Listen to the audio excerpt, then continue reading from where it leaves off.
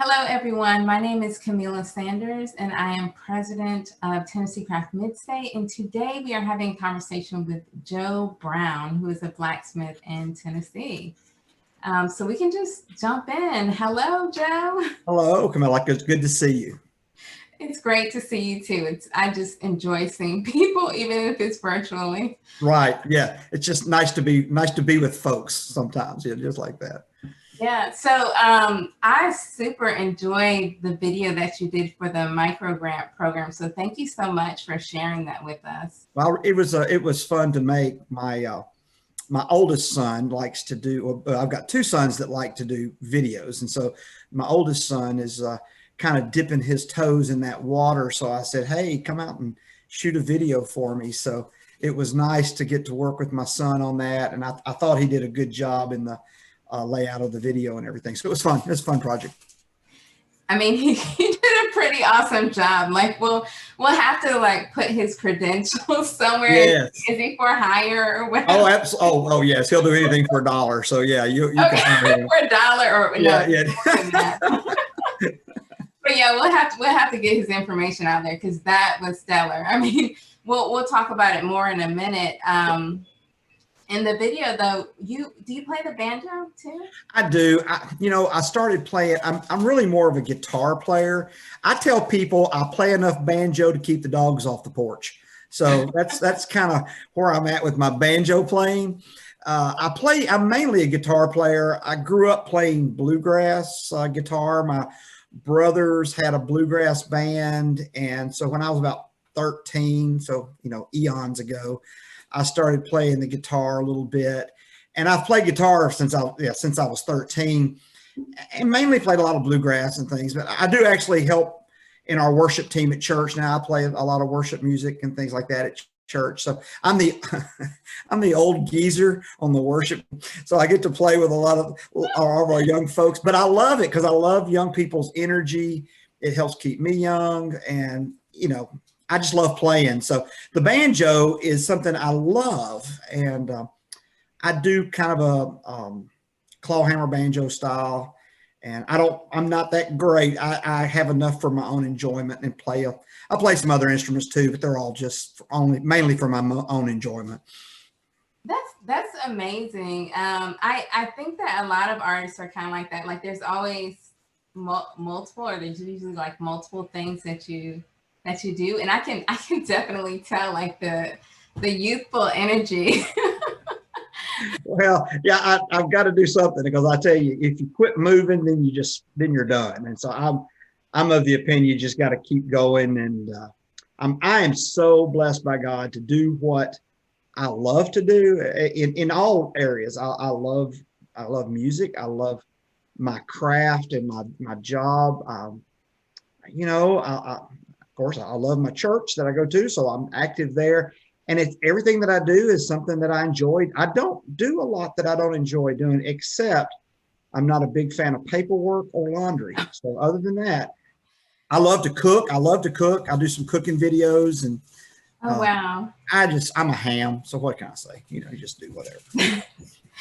That's great. So we need to get out of this conversation. We need to know your secret for life. Okay. My secret for life. Yeah, wow. That's not on the list. Wait, my secret for life.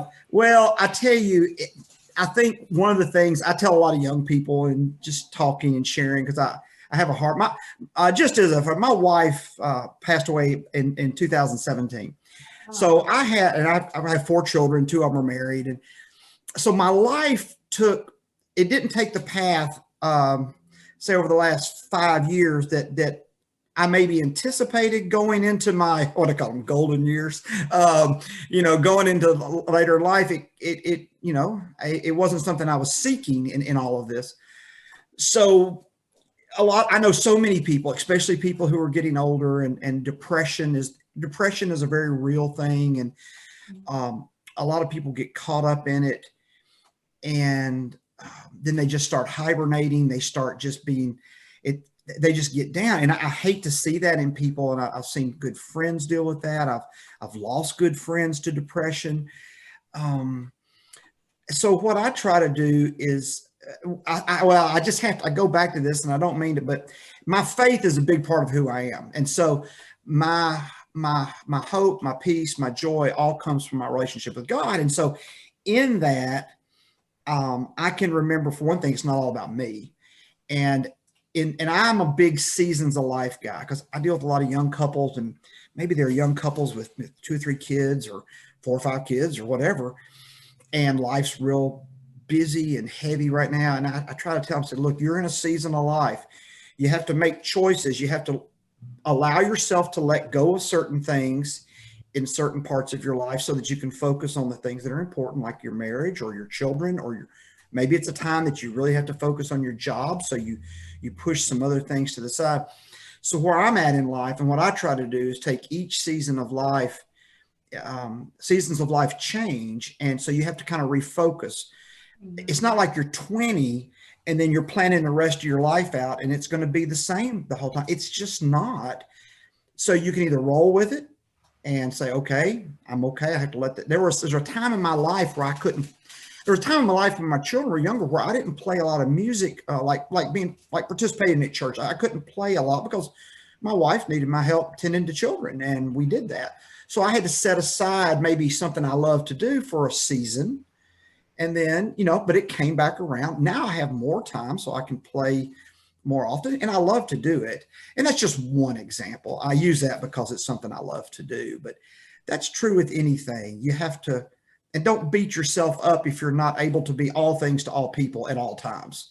Yeah. The world will the world will push you into that, to where, oh, you got to do this, you got to do that, you got to be this. No, yes, that's not the case. You focus on the things that you're feeling led to focus on, and let some of the other stuff just ride for a while. Doesn't mean you've given it up. It just means sometimes you have to be able to set things aside and then not feel guilty about that, Yeah, give yourself some grace. I think that's so important, really, in these times, especially the last year has been kind of, weird for everyone. Yes. And so, you talked about, focusing on things, and there was one part in the beginning of the video you talked about that moment that you knew that you wanted to do blacksmithing. Yes. And you went to that meeting. I assume the meeting was, like a hands-on experience. Can you describe that moment? I can tell people exactly how we felt. My wife and I were on a journey to, at the time I was working at Nissan. Is where I worked. I worked there for 16 years. And I worked for a subcontractor, and I was always worked with my hands. So I did mechanical work for 20 plus years. And I got into management toward the end of that, really mainly to prove to myself that I could do it. And then I realized how much I hated it. I like managing as long as I didn't have to manage people. It was really nice. But, I enjoyed my job, but I didn't have job satisfaction that I had just even in fixing something brought me job satisfaction, because you had a beginning, you troubleshot, you repaired, it was fixed, it was out running. Well, that's job satisfaction. You saw, and men are kind of built that way with a broad brush stroke. I'm going to paint with broad brush strokes here.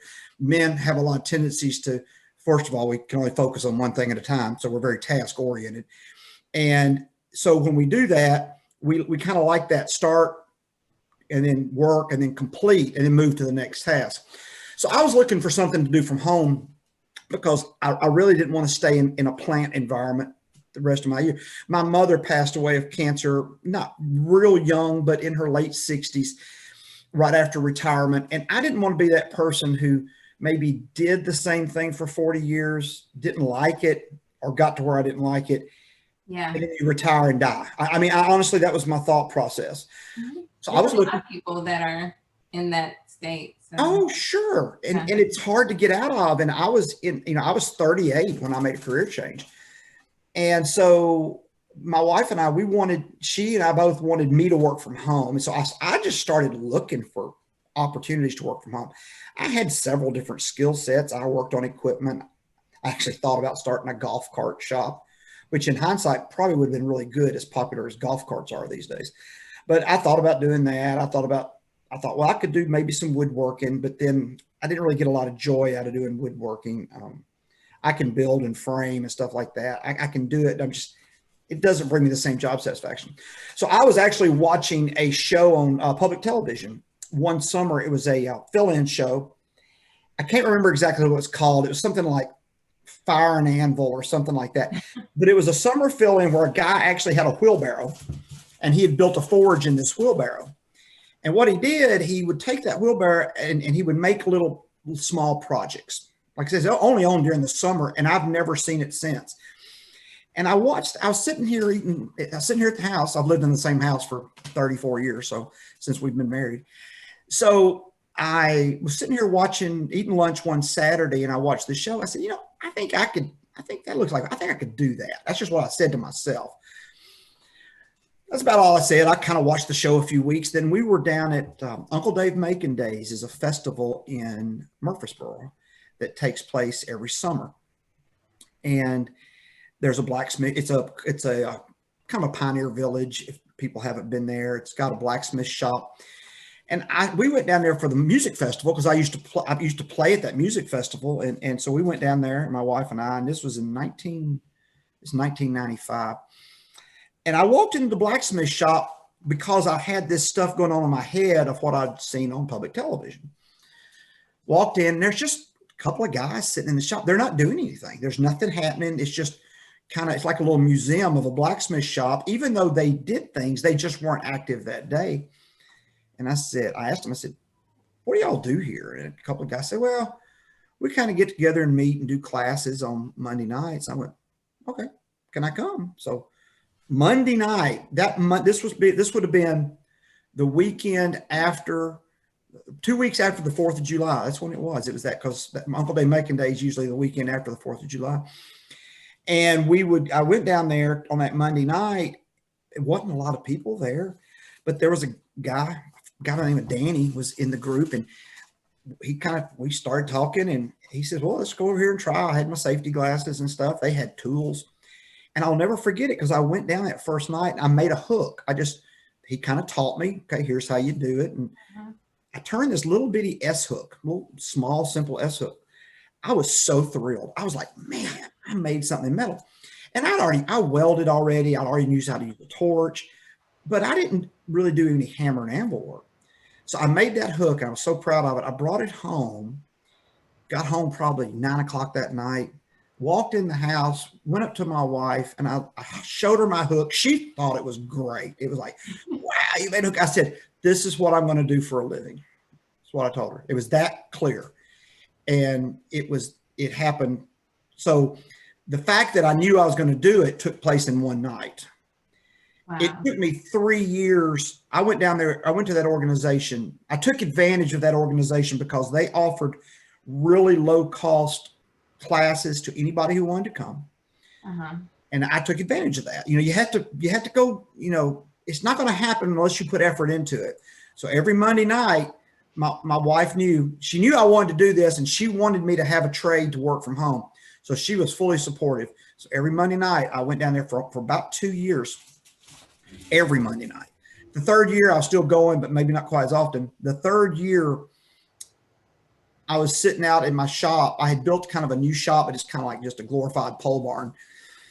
And we're out there on a Saturday afternoon. Never forget it. It's this was in August of '98. And I looked at my wife, and because I was already doing some blacksmithing at the house. I had a little forge. I was making some little small projects. I said, I just looked at her. She was out doing something in the yard, and we're on our little farm here. And I looked over at her. I said, okay, Monday's the day. She knew exactly what I meant. I went in Monday, I gave a month's notice. Never do that. It was like that was the longest month of my life. Give 2 weeks. 2 weeks is plenty. Give people 2 weeks notice and get out. But I gave them a month because I was in management. I wanted to make sure they had a replacement for me. I wanted to do my best my company had been good to me. I wanted to be good to the company. Right. So I told my wife that, and she said, okay. That's all she said was okay. And you have to know this about my wife. She was very, very meticulous in record keeping. She did all of our finances. And her testimony is a little like this. She told people, I never would write down a budget because I knew it wouldn't add up. Because what I was getting ready to do by being an artist blacksmith, made absolutely no sense. Yeah. Nobody, I mean, most of our family thought we were crazy. You're going to do what? You're going to like both of my father-in-law and my father, they didn't call me crazy, but I could see it in their eyes because they both worked at jobs for like 35 years. My dad worked at CBA. My father-in-law worked at Bridgestone. They both had these long careers at one place with good benefits. And I was walking away from what they thought was what you do. Right. So neither her parents or my parents were entrepreneurial. So we weren't raised. And so we had this really big learning curve for about 5 years on how to be entrepreneurial. So anyway, boy, that was wordy, wasn't it? I'm sorry. No, it was not. That is exactly like I love to hear that story, and I think you gave perfect amount of detail. I love it that you saw something on TV, you were interested, and then you took that first step to say, I'm going to figure out where this is at. I'm going to go there. I'm going to try it. Mm-hmm. And then you kept up with it. Like even though you said that there was not necessarily that entrepreneurial thing, you're told that, hey, go to corporate, get these benefits and do this. Right, exactly. You still kind of had that within you to be persistent and just make that decision to do it full time. So I think that's always an interesting journey for me, I think. There was a little bit of I'll share this just as a real quick one. There was a little bit of a biblical story one time where God tells Saul to kind of get up and get moving because he was kind of grieving over some things with King David. And there was a real lesson in that for me, is that sometimes God or what you have this sense that you need to do something, but you have to get up and act on it.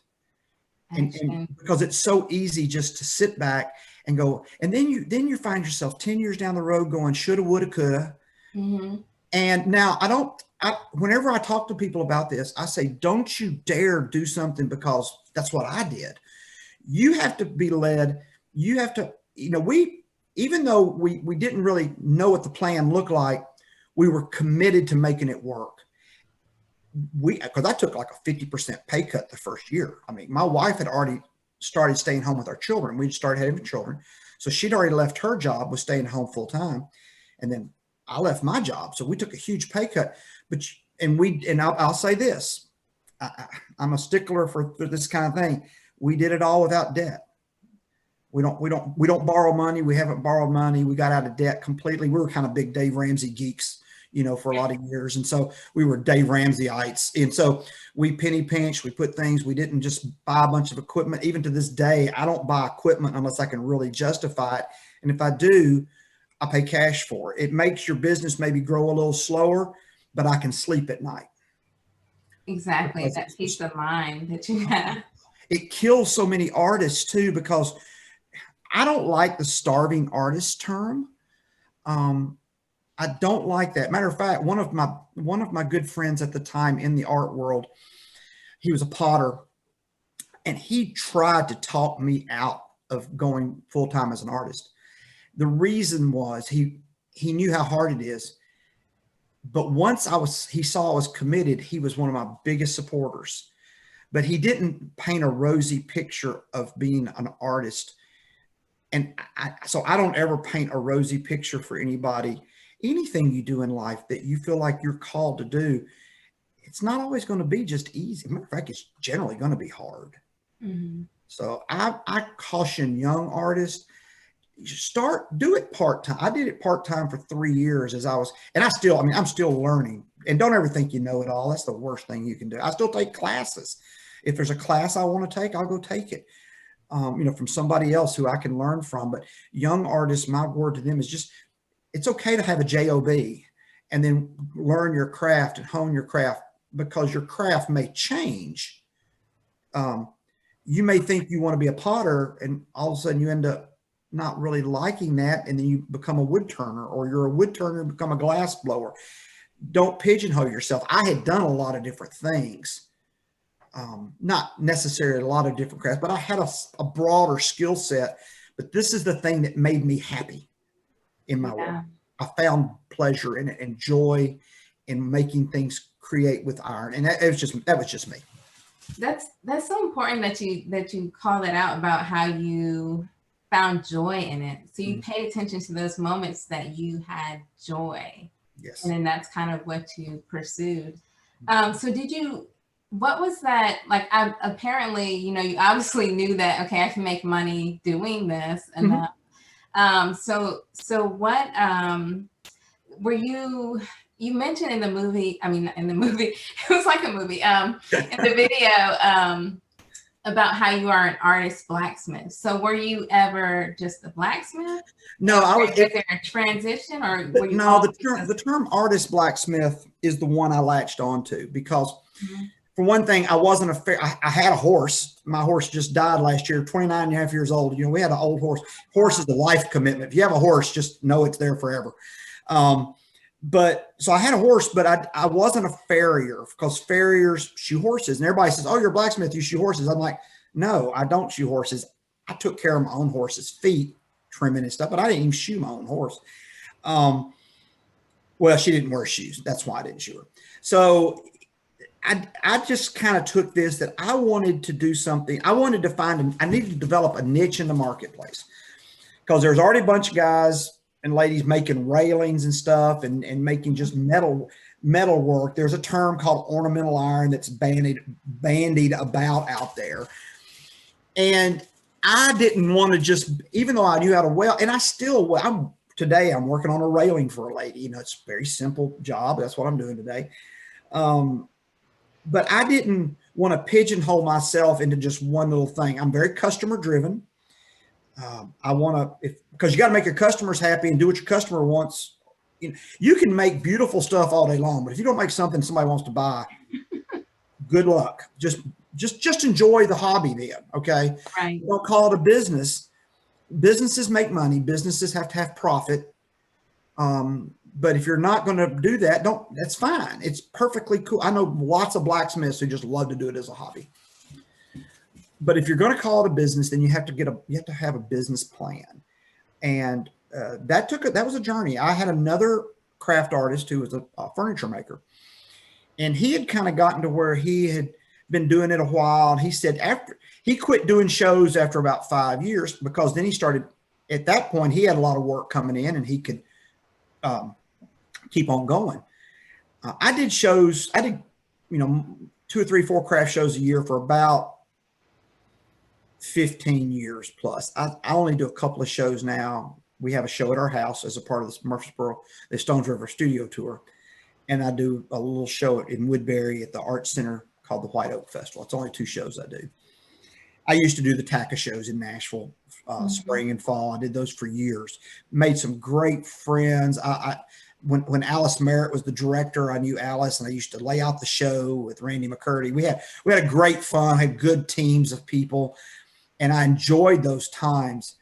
But I had to get to the point where, at that point, I was so busy, I just didn't have time to do the shows. Mm-hmm. And so it was very stressful. I like, man, how am I going to get this done? How am I going to make my inventory and keep my customers happy? And so I had to let that go. And I still keep up. I'm still a member of TACA. I still get calls from people, and the TACA office still refers me to people, which I'm so thankful for. They're a great bunch of folks over there. But this whole business thing is something you've got to kind of plan. You got to save up, maybe put some resources aside. Now, I'll tell you this, I did not hit the ground running as an artist blacksmith and not have to fill in the gaps. I've strung fence for people out here on my road out in the country. I've done all kinds. I've painted, I've replaced toilets, I've replaced door. I did so much handyman work. People wanted me to be a handyman instead of a blacksmith, which I could have done, but I didn't have the job satisfaction in being a handyman. So yeah. I used the handyman giftings to kind of fill in the gaps financially. And then after about 4 years, I kind of quit doing that almost altogether. And by that time, I had enough work going on. So it was a process with me. I'm not going to paint it as a rosy picture that I just jumped in and boom, I'm making a living as an artist blacksmith. No, my work needed to improve also, because my work very early on was I mean, it was nice, but it wasn't what I do now. And a lot of people have seen my work progress over the years, and I appreciate that they notice. I want my work to continue to get better. Yeah, that's good. So can you go into a little bit more about the customer driven part? Like I guess I'm curious on one, you talked about a business plan and about profit. Was that something that you just kind of figured out on your own? And how did you figure that out? But then also when you're getting customers, is it just word of mouth or were there different ways to get customers? Okay. I have been to some, TACA has offered in the past some business classes. They used to have some up at the Appalachian Center for Craft up on the lake at Center Hill. And I took advantage of those classes. These were several years ago. They had some classes on the legal side of business. They had some classes on that. I was blessed with a really smart wife. My wife was just smart. She could just figure stuff out. She just made it work. She took care of the business side. That's why I just despise paperwork. I can't stand. I have to do all my own taxes and paperwork now, and she used to do it all. And I'm like, I don't have any hair anyway, so to pull it out, I can't really even do that. But so I took advantage of those classes. I brought information home. She would look at it because I generally just went because we had 4 children at the house, and I would go to the class and I'd bring the paperwork back. Matter of fact, I was cleaning out paperwork the other day in my office, and I came across some of those old courses and things, and they were beneficial. A lot of ours was trial and error. Dave Ramsey had a really good bit of financial advice for small business owners, especially sole proprietors like I am. And I try to practice this. He talked about putting 25% of your money when you sell something, take 25% of it and put it over here. It's going to cover your taxes. It's going to cover all this other stuff that you're going to have to pay. Mm-hmm. And a lot of artists, we as artists have a tendency, I'm going to paint with a real broad brush again. We're about half nuts and scatterbrained. Okay. We're not noted for being organized. Now, some of y'all will take offense at that. I'm sorry. I've just known too many artists who are just like me. And we like doing all these different projects. We love the creative side, but when it comes to formulating a plan and making it happen, sometimes we go, well, whatever. We don't have a tendency to do that well. That's a broad brush. I understand. But there are those tendencies with artists. And I think that has to do with that whole left brain, right brain thing. I'm just mixed up. I don't even know which brain I am, but you get these tendencies. So when you're starting your business, being customer driven to me is the only way for me. It was the only way for me. I'll put it that way, to make this into a business that would work, because I needed customers. I kind of developed my product to be a blending of hand forged ironwork, created things. And some of them are just standalone pieces. They're sculptures, they're food presentation items, but I do a lot of architectural iron. So I'm doing fireplace doors. There's just a gamut. I do all kinds of things because that's what my customers want, hardware for cabinets, whatever. But in doing that, I also do a lot of railings and gates. And I had to carve out a niche because all these people did railings. Well, how could I make mine different? How do you set yourself apart as an artist? When I first got started, you have a tendency to look at what everybody else is doing and try to just do it the same way. I'm not that person. I didn't want to just do what other people did. So when I would make items for craft shows, at one time craft shows they never were more than about 25% of my yearly income. I wasn't a person who did 30 craft shows a year. I just wasn't. I didn't want to be that person. I wanted to work from home. I never advertised in all the years. The only advertising I really do now, if you call it advertising, is I have a fairly strong Facebook presence where I post things about my work on a regular basis. My personal and my business is all kind of blurred together. I just don't want to have two Facebook pages because Yeah. it's all me. It's my work, my church, my food cooking. It's all me. And so my page is just about my stuff, my view on life.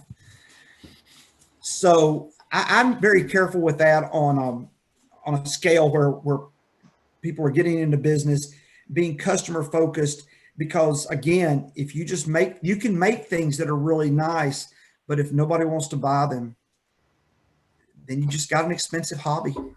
And that may work for some people. I didn't pigeonhole myself to large, singular sculptural items that I needed one buyer to come in and buy one big piece at a show and I made the show. Mm-hmm. Honestly, I don't think I was confident enough to do that. I really was. I'm like, man, all that time, you put all that time into one big piece and then you carry it to 5 or 6 shows, and every show you lose money. And then that piece gets devalued kind of as it just stays. And I've made some really high-end pieces, and some of those I still have. Yeah. You know, they're decorating my shop right now because you've got to find a buyer for those. And there are plenty of artists that do that. And that's with name recognition. And I have good friends that make really nice high end. I just focus more on, I have a broader, smaller base than a narrower, bigger pocket base, you know, kind of thing. Because yeah. Some people will target deep pockets with these bigger singular pieces, or more expensive. They don't have to be big, you know. One of those engraved eggs is a gorgeous thing, and they're not big, but you got to have a buyer for them, and that's fine. So I just wanted people to enjoy my work, so I kind of made work that I hope was affordable, not cheap, but it hit a broad segment. So I took things to shows all the way from $20, to $2,000. So I had a range of pricing.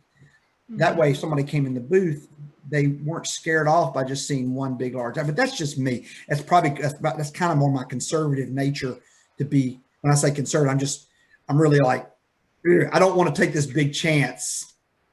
Yeah. I'm probably not a risk taker in essence. Well, I think you have to kind of balance, because I mean, in a way, you are a risk taker, right? Because you chose to do art. Well, in that instance, yes. But then, when you have a business, you kind of have to balance, that. It seems to me like you really value that relationship that you have with your customers. I'm a people person. If I only had to deal with a handful of, and I have clients I have clients of all walks of life. So I deal with people. That's why I'm comfortable around anybody. I don't really care who you are as far as your socioeconomic placement. I could care less, because I have good friends that make lots of money, and I have good friends that are just kind of getting by, but they're all people who I enjoy spending time with. My customers were the same way. I just liked having people and love talking to people. I have built relationships with people over the. I've been in business now full time, going on my 23rd year of being in business full time. I've been doing this craft 26 years, but 23 years I've made my living and provided for my family for 23 years in this.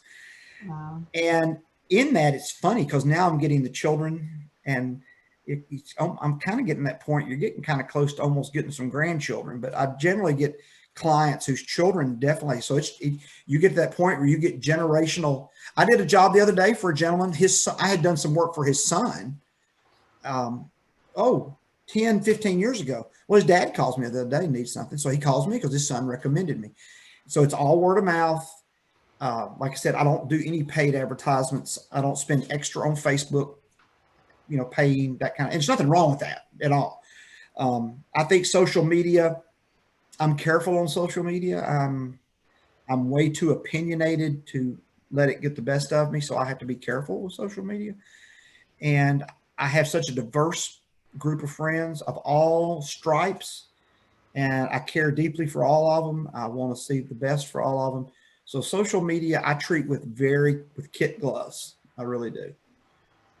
Yeah, I mean, to me, well, my background is in marketing, and I think that word of mouth has always been king with how to promote yourself and just having that relationship with people. So that's awesome. Yeah, Let's somebody asked me, why don't you put a sign on your truck? I'm like, if I put a sign and my phone number on my truck, I will be chasing jobs I don't want. So I would rather I would rather people find me, and very seldom it happens, but most of the time, if I can meet their need, and there's jobs I can't do, they're either too big. I'm a one-man shop and I get into some big jobs, but I didn't want to chase jobs that I knew wouldn't pan out, because I'd rather somebody find me knowing my reputation. That's why my reputation is very critical to Mm-hmm. me, because if somebody recommends me, man, I'm going to go out of my way to make sure I did them a good job. And I make mistakes. Don't get me wrong. I had a job 3 weeks ago. I gave to a guy. I was so late getting it done. It was a small little job. I was late in getting it done. And when I built it, I made a mistake. Lo and behold, I made a mistake.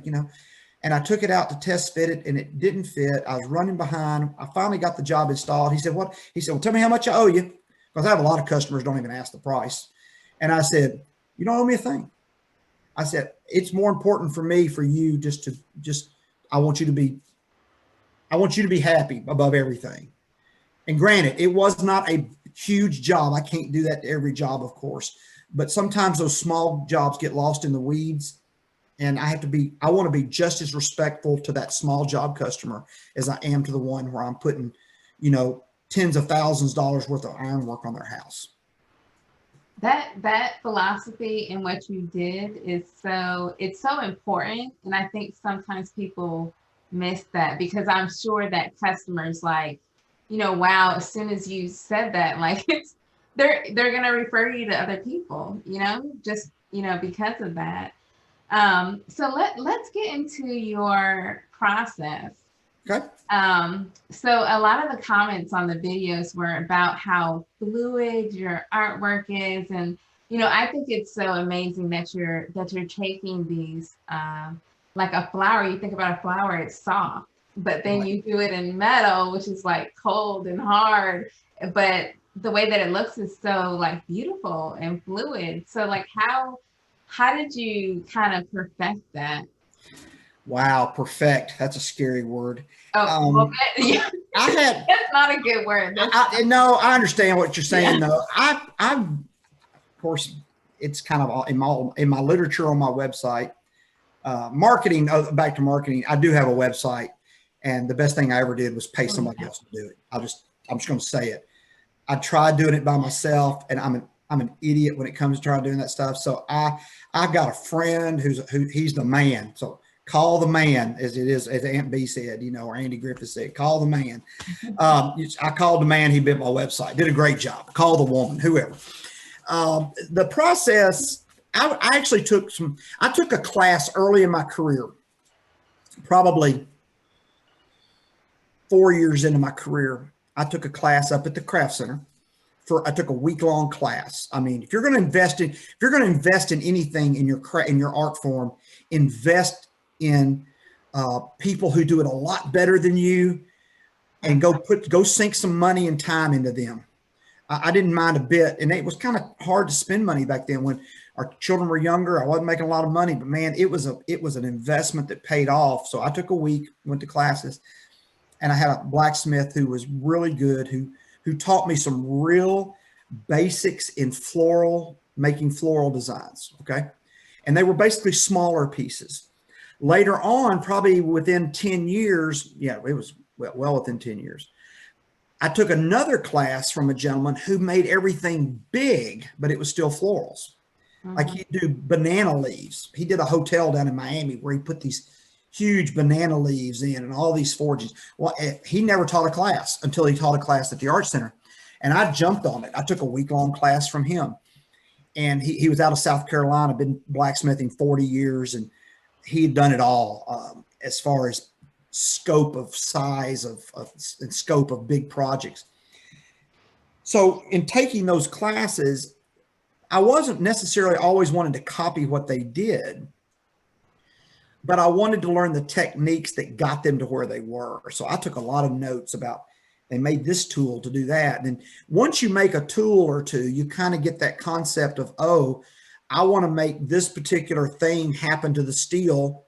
Okay, well, I need to make, like, under the power hammer or under the foot operated treadle hammer where I'm making leaves and I'm using my foot and my hand, you can make some various little tooling to go in there that will help you shape the metal hot. So I try to learn.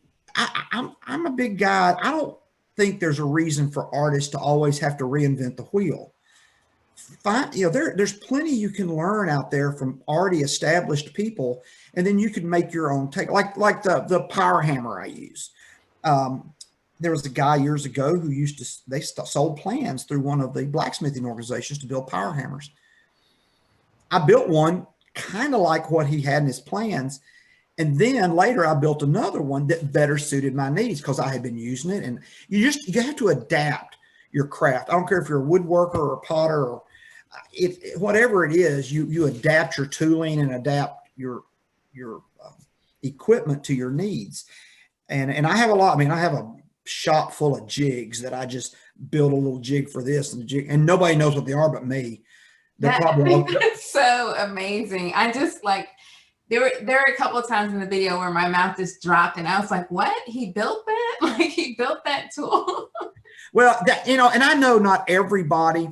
Now that's with blacksmithing, it's different than some of the other crafts.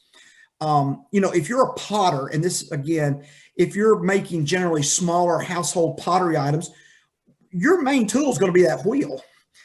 And you're going to be proficient at that wheel. Okay. And so you don't, but you make, I have one of my pieces. Well, here, I'll show you. This is one of my pieces. This is a piece I have on my table. This is a leaf that a potter made, and I just keep it on my table. I rest my cell phone against it when I'm eating lunch. But it's a beautiful piece, and she learned how it was. It's the impression art where you impress the thing in there, and I think that's what you have to do. Is some people will find different ways in their craft to make a tool to carve a shape. And don't be afraid to try. I make textures on my metal.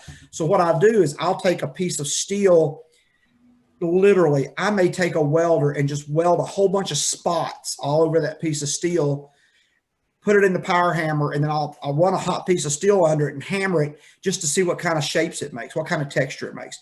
So you have to be willing to experiment. And honestly, I have one that I've made several years ago that gives the coolest leather look to steel.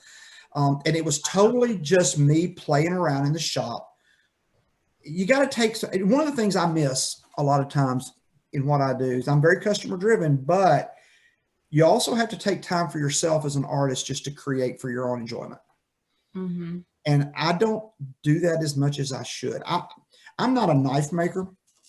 But I've had clients over the last 2 years want some knives. Everybody's watching Forged in Fire, so everybody wants a sword to kill 16 people or whatever. They're making these big swords. It's just not my thing. I love seeing them. But I had some customers, and they brought me some old tools and files from their granddaddy, and they wanted them made into knives so they could give them to their children. I'm like, that's pretty cool. So, I've done some of that, but one of the things I really would like to do is I would like to take a knife making course from a established knife maker. I'm talking hammer forging, not just grind and everything, but I want to learn from somebody who hammers them out.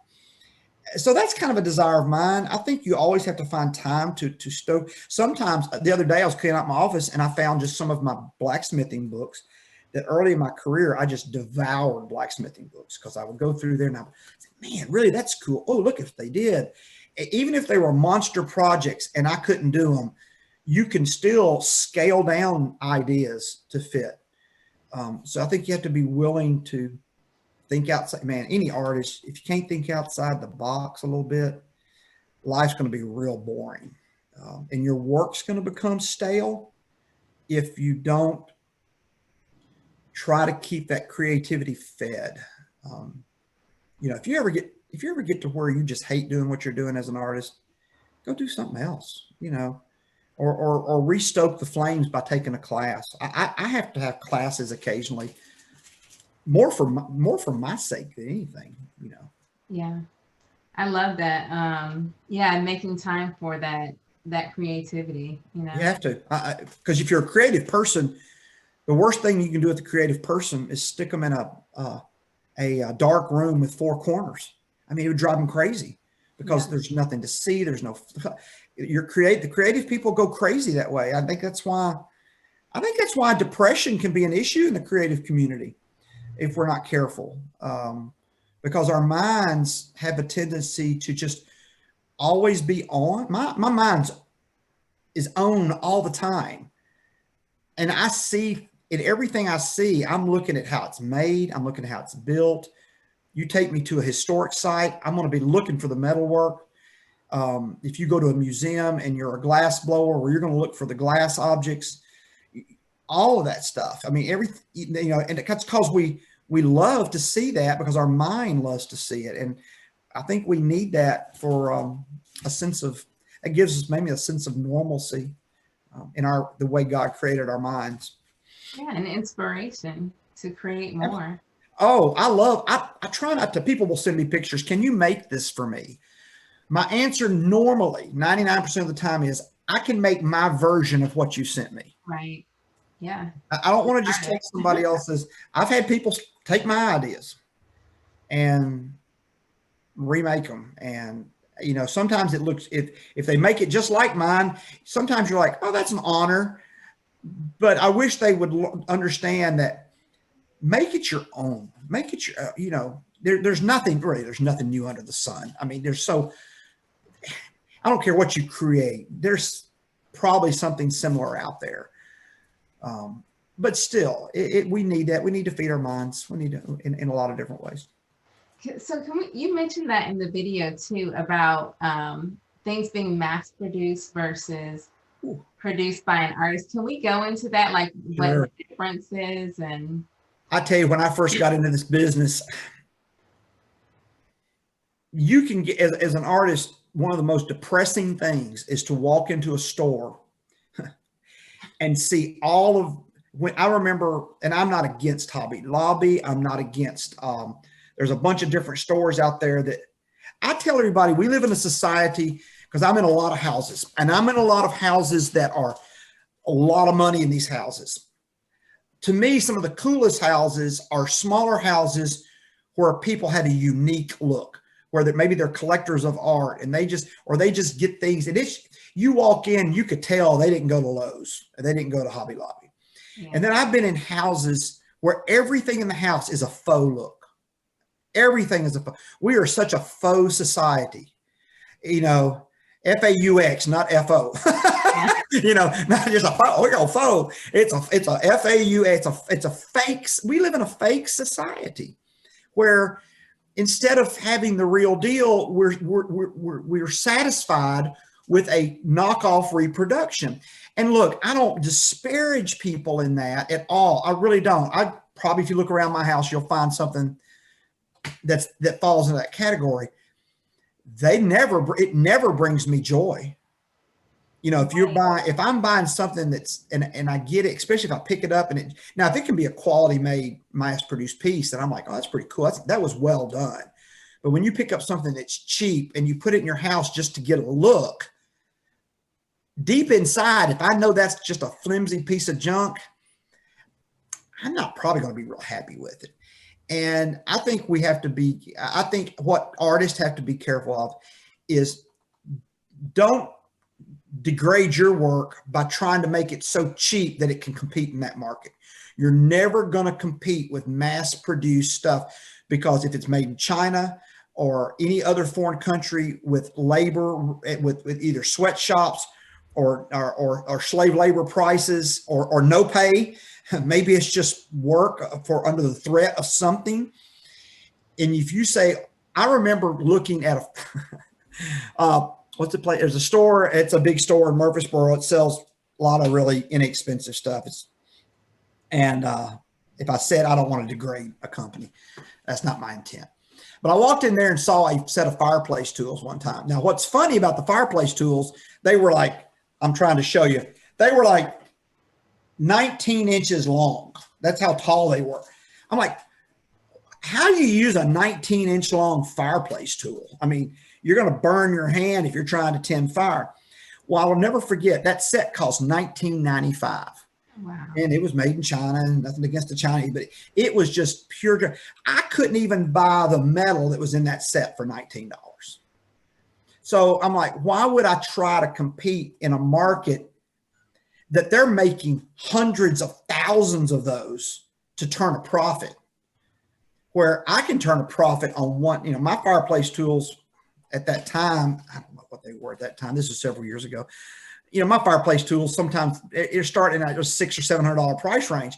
Well, I can't compete with a $19.95 set of fireplace tools. And my wife used to kind of get onto me because she'd see it in my face sometimes how I'd get frustrated. Everybody had little bird feeder holders, you know, the ones you push in the ground, had a little bird or a hose holder. And I'd go, man, how do they make that so cheap? And, you know, we'd have that conversation. Well, they're making on a machine, they're turning those out by the hundreds of thousands. So when I would start making, I did a lot of garden art for a lot of years. And so what I would do, I would try to make my garden art unique so that you couldn't go to Walmart and buy what I made. Because if I'm just making a copy of what's at Walmart just to make $1, I'm not winning this game. And for my own psyche, as far as your value, your self-worth, your time's worth something, you're an artist, you're creative, you're putting your heart and soul into making it work. All those things come into play for artists. So it took me a little bit, and I'll be honest with you, early in my career, really it did. I thought, man, I can't make it that cheap, but let me try, you know, and I'm like, that just didn't work. So I had to stop that and just go, okay. Because I had people, there's not an artist out here probably. If you're an artist and you're listening to this and you've been to a craft show, you have probably had somebody walk in your booth and either the husband says it to the wife or the wife says it to the husband. Oh, you can get that over at Walmart. I had heard that so many times. And my natural response, I try to be a really nice guy. But my natural response is want to go, you ain't getting that at Walmart. That's what I want to say. I don't say that. I'm a good Christian. I think bad thoughts. I don't say them, you know, but, you know, I would think, no, you're not going to go buy that at Walmart because Walmart doesn't sell what I'm making. Right. That's what I'm thinking. And I used to kind of get upset now. And after a while, you just laugh about it. You know, you're like, or it's, oh, honey, I'll make you one of those at home. That's the oldest. I'm like, no, I want to go over to her and say, he's not going to do it. You know, that's what you want to say. You're like, he's not. But every artist has heard that. They've heard a spouse or a boyfriend or a girl. Oh, I can make you that. I can build that wooden thing, or I can make that. I can paint that for you. Whatever it is. Yeah, honey's going to make it for you when they get home. No, they're not. You know, so you let that stuff roll off your back. You gotta. Don't take it personal. Don't take it personal. So I guess, like to me, when you buy something, maybe we can say Walmart. I shouldn't say Walmart. I'm sorry.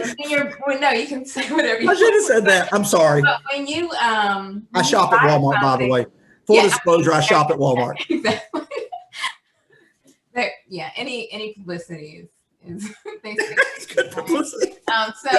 So I think when you buy these things, it's just a thing. But when you buy it from an artist and you know it's a quality and someone put their hard work into it, you cherish it more. You kind of like love it. Like there's an emotional attachment to that thing in your house. I hope so. I don't do what I do so people will just go away with oh, I bought this thing. For one thing, I want to have a relationship with people. I don't, it's more important for me to have the relationship with the person, even just befriending them. You never know who's going to walk in your booth who just got the diagnosis of cancer. You never know who's going to walk into the booth who just suffered divorce or loss of someone. And especially, and so dealing with customers throughout my career, the relationship with the customer is more important than the work for me. That's just me. That's just the way I'm built. You know, there's a lot of people, I have done so many just little simple railings for people who had just had hip replacement. And see, doctors a lot of times won't let them come home unless they have a railing. So they call and say, can you do me a railing to put in here? You know, and you just go out of your way to help people. That always pays back tenfold. You don't do it for self-glorification. You do it because we as humanity need to be respectful of other humans, because that's the way God intended it. And so I have to, I just don't, I'm probably not the best person to talk about business because I care more about people than I do about making the money. I've been blessed. I've been blessed that I've been able to make a living doing this. And I want to find joy in what I do, and I can't find joy in just making widgets and selling them. I just can't. I want it to have a purpose. I don't try to over spiritualize everything, but I just do find joy in what I do. And I think a lot of artists struggle with that because they've one thing, they buy into the starving artist mentality, which I refuse to do. Why do I want to make $5 an hour? I don't want to. I probably have. I've worked for less, that's for sure, in my lifetime. But I don't want to have that mentality. But then I'm also not going to have a money grubbing mentality. I think you just have to find the balance and love what you do. Like I said, customer driven. I just have to be that way. Consequently, sometimes I make a lot of stuff for people that sometimes I make things that aren't the funnest things to make. And maybe some of those things don't even bring me a lot of quote unquote joy. But if I know I'm helping somebody else have some joy in their life, like style, I may build something I think, oh, I just don't like that style. Well, it's not mine. I'm putting it in their house. I'm making them happy. You know, I don't like every style of everything. Matter of fact, some styles I go, ooh, that's not my thing. But man, if you make it well, now just because you don't like it doesn't mean you have the opportunity not to make it well. No matter what style it is, even if it's not my style, I'm trying to make it the best I possibly can. And that way, when you present it to them, maybe it's a piece of furniture, or because I do a lot of furniture, or other metalwork for their home, you take it in, and if they love it, that's my reward there as far as a craftsman is meeting their need, because I live in a log home. It's rustic looking. You know, I do a lot of rustic metal ironwork for people's homes too. But not every house is going to be styled like mine. So I can't, if all I did was make certain things, then I'm only going to hit a certain part of the market. And I want to have a broad customer base.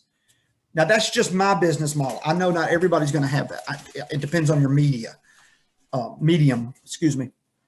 So. Yeah, that's so important. And you seem like, you are a very giving person. You do classes, right? I think you mentioned that in the video. Yeah, but I'm not real generous in my classes. I'll be honest with you. I mean, I do have a business, so I have to charge, you know. I honestly, what I do with most people who need classes, I first of all recommend them to the local Rutherford County Blacksmith Association meets at Cannonsburg. I don't try to sell my class first, because you've got a volunteer organization down there that's doing a wonderful work. They are reasonably priced. That's where I started. So I always give them the first nod, or I tell them to try to find a local forge organization, because you can go to these local forge organizations. There's a lot of them in Middle Tennessee. They're all over the country, but there's a lot here. And a person who wants to get started in blacksmithing can go there for a reasonable cost and go once a week or once a month and be around a group of people who are like-minded. They're having a great time. They're learning. And I always send people there first. My classes have evolved. I used to teach at the Center for Appalachian Center for Craft. I've taught multiple classes up there over the years. Haven't done that in several years. Since my wife was sick, I really haven't been up there in 5 or 6 years. I would go back if and probably if I let them know I was teaching again, they probably, maybe would want me back. I don't know. Maybe I ran myself off. I don't know. But I enjoy teaching. I love teaching. I love teaching beginner classes. Honestly, I've taught intermediate classes and above, but I like teaching beginner classes because I love the energy a young person brings to the shop. But what I do mainly on my classes, and I love doing it, but I'm available more for people. A lot of it's men. It's not all men. There's some magnificent women who are blacksmiths. I've just not personally taught them in a one-on-one setting here at the shop. Just haven't had the opportunity. But a lot of times it'll be men who travel a lot. They can't commit to a weekly gathering. Maybe they have a profession where they just can't do that. So I'll do an 8-hour, I call it an 8-hour intensive. Mm-hmm. I'll bring somebody in the shop. If it's a young person, they have to have if it's a young person, say of 14 and up, but they still have to have a parent with them. If they're over 18, I'm good with them coming by themselves. But if they're under 18, I require a parent to be in the shop. They don't have to participate, but I want the personal responsibility of having the parent there with them. So what I do is I'll bring mostly it's been younger men and middle-aged men who want to try it. Maybe they've bought some tools. So what I'll do is put them an 8-hour intensive, and in that 8-hour intensive, we will, we don't usually work with coal. I usually work with propane for heat source because that way I don't have to waste time teaching them how to run coal. If they want to learn how to run coal, I can teach them that, but that's a time-consuming process. And in this intensive, I want to be in the fire as much as I can. So I teach them about 8 or 10 or 12 basic techniques. First of all, we'll just learn how to draw a piece of metal out to a long point. That's a basic thing you have to learn how to do. We'll learn how to scroll up, maybe make a little hook. We'll heat a piece of metal and learn how twist work, because making hot twist is an art form, and there's some things you got to learn how to do that. We'll learn how to forge loops, just make a loop in the end of metal. I'll take them through all these things, and in the process, we'll make several little items. And they're pretty amazed usually what they take home. We make a lot of different things in that, and I'm right there with them the whole way. I'm showing here. I'll let them run the power hammer, which is, that's to a new blacksmith. That's a cool thing to run. And usually in a class where you're going for like a year, you don't run a power hammer at all. But what I'm doing in the intensive is I'm trying to show these people the potential of blacksmithing. I want them to understand that blacksmithing is not relegated to just little knickknacks, but yet with a tool like a power hammer, you can take on other projects. So I let them have a little time under the power hammer. That's what my classes are. They're more one-on-one. I would take 2 students at a time, but no more. I can't handle more than 2 students.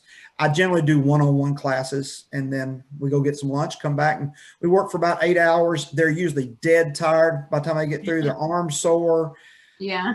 I try not to let them get hurt. I don't want anybody getting hurt, but they're tired. By the time we're done, everybody's tired. So, but it gives them this idea. They can either go home after that and they'll either love it and want to do more, or they'll go, this is not for me, because it is hard work in my field. It's hard, hot work. And it's kind of glamorized until you get out there and get in it. Then it's maybe not so glamorous. Right. But you never know until you try, right? You don't. And if people, and like I said, I charge a fee for that class. It's not an inexpensive class, but it's an intensive. That's what I call it. It's an intensive. It's your hands on for 8 solid hours, and we don't hardly breathe. We drink a lot of water, and we just keep going. So that's great. So this has been a great conversation. I really enjoyed it. I loved it. So where can people, I guess, get more information, like your website? The best thing about the easiest way to contact me is through the website. My email and my phone number are both on the contacts page.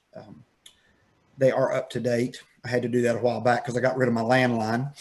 I became landline-less a while back. So yay, I'm free from that bill that I got that I never used, and all the telemarketers. Nothing against telemarketers, just don't call me. But yeah, go to my website. It's just Joe Brown. I have 3 website names, but they all go to the same website. JoeBrown-Blacksmith.com. it's my whole business is modeled around Joe Brown Blacksmith. So joebrownblacksmith.com. You can email me at joebrownblacksmith@gmail.com. Phone numbers on the website on the contacts page. If you want to go there and send me you can send me a text. You want to just send me a text. If I don't answer right away, don't be offended. You know, you send me a text, I'll get with you. Sometimes in the middle of something, I can't stop immediately to do that. You can go on the website and just look around. There's a pretty broad sampling of my work.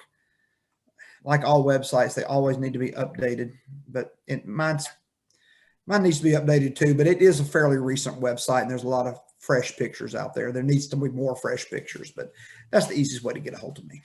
Okay. And they can also contact you if they need some video work done by yourself. Oh, if you want somebody to come shoot your video, yeah, hit me up and I'll turn you on my son's. I'll check with him and see if he wants to go make some money shooting some videos for people in their shops. But Joseph would probably be willing to do that. He has a limited schedule when he can get, days off and stuff like that with his other job, but he would love to do that. He'd like to make some money doing that. And he does.